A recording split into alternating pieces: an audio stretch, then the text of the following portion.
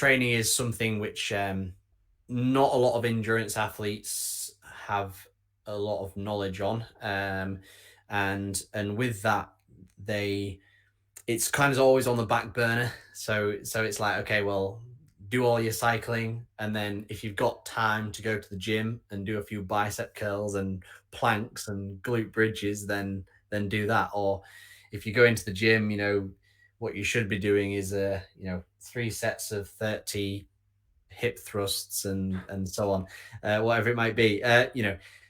Um, Whereas the reality is that, yeah, the gym is such a brilliant tool for a cyclist, and ultimately this goes on two different pathways. So first of all, there is the injury prevention side of things, which is probably the when you talk about it, a lot of people kind of say that straight off the back. If you crash, then you want to be stronger and so on.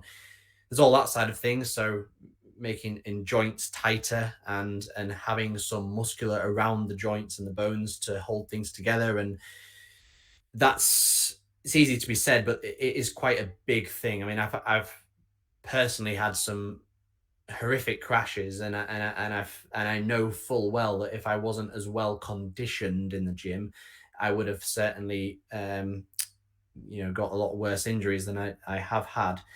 Um, Even very obvious ones like dislocated shoulder, collarbone, and things like that. Um, if that joint is tighter and the muscle fibers are stronger, then there's much less risk of injury. And again, it's very easy just to pass that off as something that's insignificant, but that can be the difference of literally racing a season or not. So, or taking 3 months out for recovery from an injury. So it's quite significant.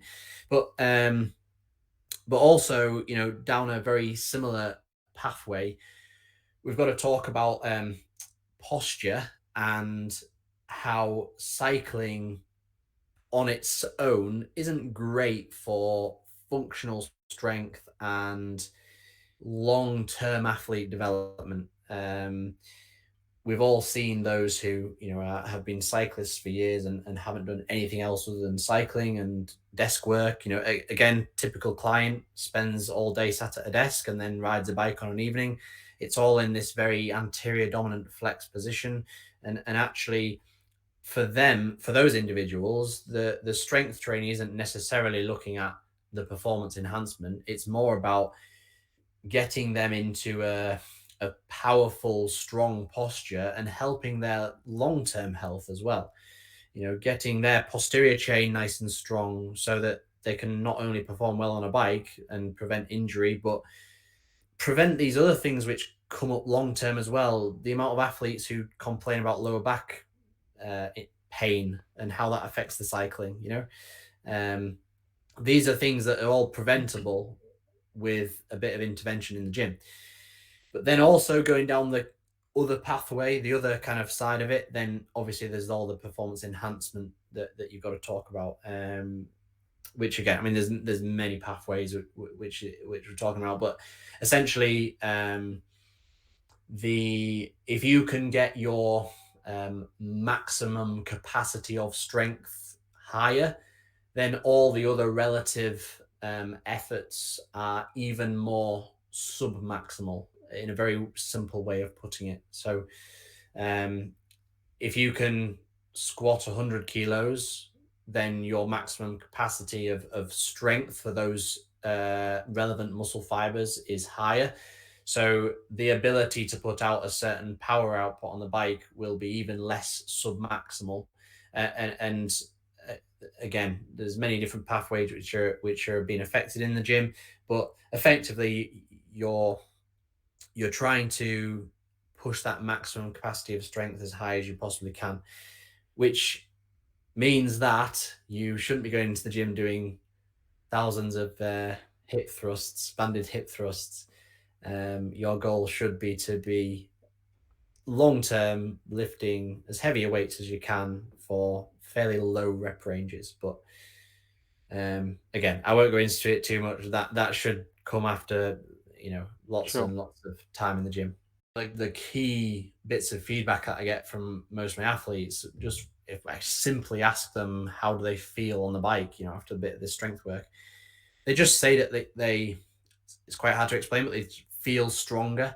A lot of my mountain bikers, say that I don't feel like the bike's taking me for a ride anymore. I feel like I can manipulate the bike and I can throw the bike where I want to put it.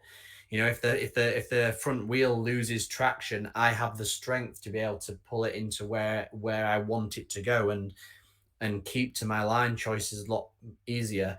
And especially, I think there's a lot to be said, especially for off-road disciplines when the bike's being thrown around all over the place, or you're going down a bit of a technical descent and it's going all over the place. Having the strength to be able to manipulate the bike and put it where you want it is definitely a key component. But going back to what you were saying earlier, far too many cyclists hold unfounded beliefs that light weights and high reps in the gym are what needed for these endurance athlete.